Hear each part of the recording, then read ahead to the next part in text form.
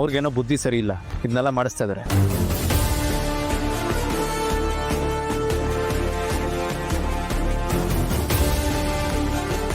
ಸೇರ್ಕೋಕಾಗಿತ್ತು ಅವಮಾನ ಮಾಡ್ತೀನಿ ಅಂತ ಗೊತ್ತಿದ್ರೆ ನಮ್ಮ ಮಕ್ಕಳು ಕರ್ಕೊಂಡೇ ಬರ್ತಿರ್ಲಿಲ್ಲ.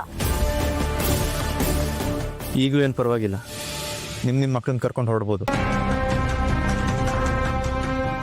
ಹಾಗೆಲ್ಲ ಪೂಜೆ ಮಧ್ಯದಲ್ಲಿ ಎದ್ದು ಹೋಗ್ಬಾರ್ದು, ಅದು ಅಪಶಕುನ. ನಮ್ಮ ಅತ್ತಿಗೆಗಾಗಿರೋ ಅವಮಾನದ ಮುಂದೆ ಈ ಅಪಶಕನ ಏನು ದೊಡ್ಡದಲ್ಲ. ಆದ್ರಾಗ್ಲಿ ಬಿಡಿ. ನೋಡ್ತಿರೋ ಪೂಜೆ ಮುಗಿದ್ಬಿಡ್ಲಿ, ಅಲ್ಲಿವರೆಗೆ ದಯವಿಟ್ಟು ಸ್ವಲ್ಪ ತಾಳ್ಮೆಯಿಂದ ಇರು. ಹೇಗೆ ತಾಳ್ಮೆಯಿಂದ ಇರೋಕ್ಕಾಗತ್ತಪ್ಪ?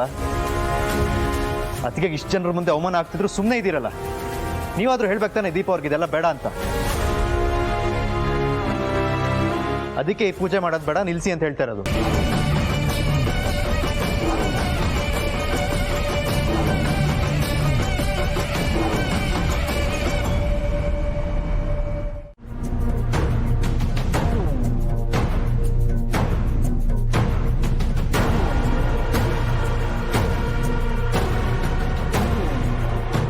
ಜಾನು, ಇಲ್ಲಿಗೆ ಕರ್ಕೊಂಬಂದಿದ್ದೀಯ ಜಾನು? ನಮ್ಮಿಬ್ರು ಮದ್ವೆ ನಡೆಯೋ ಜಾಗ ಇದು ಅರವಿಂದ್. ಇಲ್ಲ. ಹೌದು. ಯಾಕೆ ಭಯ ಆಗ್ತಿದ್ಯಾ?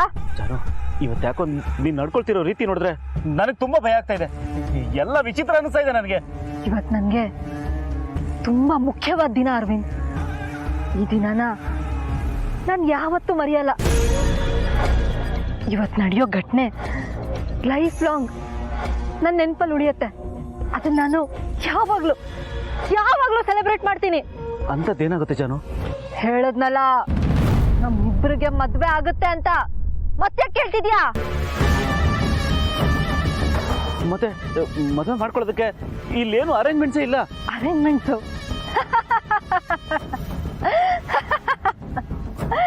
ಮೇಲ್ನೋಡು ಆಕಾಶ, ಅದೇ ನಮಗ್ ಚಪ್ರ. ಈ ಭೂಮಿನೇ ನಾವು ಕೂರೋ ಮಂಟಪ. ಇಲ್ಲಿರೋ ಮರ ಗಿಡಗಳೇ ನಮ್ಮ ಮದ್ವೆಗೆ ಬಂದಿರೋ ಅತಿಥಿಗಳು. ಅಗ್ನಿ ಇಲ್ಲ, ನೀರಿದೆ. ಈ ನೀರೇ ನಮ್ಮ ಮದ್ವೆಗೆ ಸಾಕ್ಷಿ. ಇನ್ನೇನ್ ಮರ್ತೆ? ಹಕ್ಕಿಗಳು ಸತ್ ಕೇಳಿಸ್ತಾ ಇದೆ ಅಲ್ಲ, ಅದೇ ಪುರೋಹಿತರು ಹೇಳೋ ಮಂತ್ರ. ನಮ್ ಕಣ್ಣಿಗೆ ಕಾಣಿಸ್ತಾ ಇದೆಯಲ್ವಾ ಈ ಬೆಳಕು?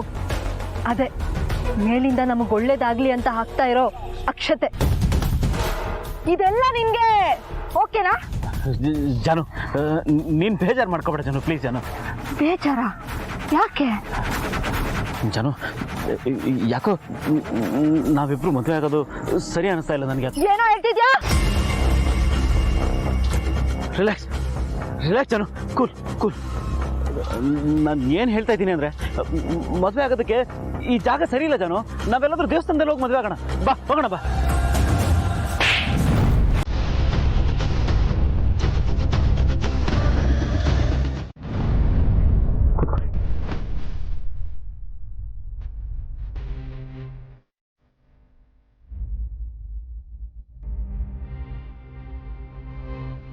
ಥೋಡಿ ನೀರು ಕುಡಿ.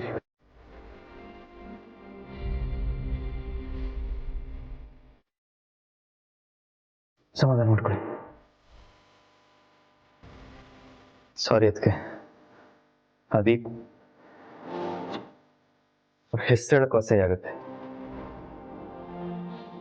ಅವ್ರು ಇಂಥ ಕೆಲಸ ಮಾಡ್ತಾರೆ ಅಂತ ಗೊತ್ತಿದ್ರೆ ಆ ಪೂಜೆನ ಕ್ಯಾನ್ಸಲ್ ಮಾಡ್ತಿರ್ತೈತೆ. ಆದರೆ ನಾನು ಕೇಳಿದಾಗ್ಲೂ ಬರೀ ನಿಮ್ಮ ಹೆಸರಲ್ಲಿ ಪೂಜೆ ಅಂತ ಮಾತ್ರ ಹೇಳಿದ್ರು. ನಾನು ದೇವ್ರ ಪೂಜೆ ಅಲ್ವಾ, ನಿಮ್ಗೆ ಒಳ್ಳೇದಾಗುತ್ತೆ ಅಂದ್ಕೊಂಡು ಅದ್ರ ಬಗ್ಗೆ ಜಾಸ್ತಿ ಕೇಳಕ್ಕೆ ಹೋಗಲಿಲ್ಲ. ಆದ್ರೆ ಇವತ್ತಲ್ಲಾಗಿದ್ದು ನೋಡಿದ್ರೆ ಅವ್ರ ಮನಸ್ಸಲ್ಲಿ ಏನಿದೆ ಅನ್ನೋದೇ ಅರ್ಥ ಆಗ್ತಲ್ಲ. ಅವ್ರಿಗೆ ಮನೆಗೆ ಒಳ್ಳೇದು ಮಾಡಕ್ಕೆ ಬಂದಿದ್ರು, ಇಲ್ಲ ಮನೆ ಹಾಳು ಮಾಡಕ್ಕೆ ಬಂದಿದ್ರು.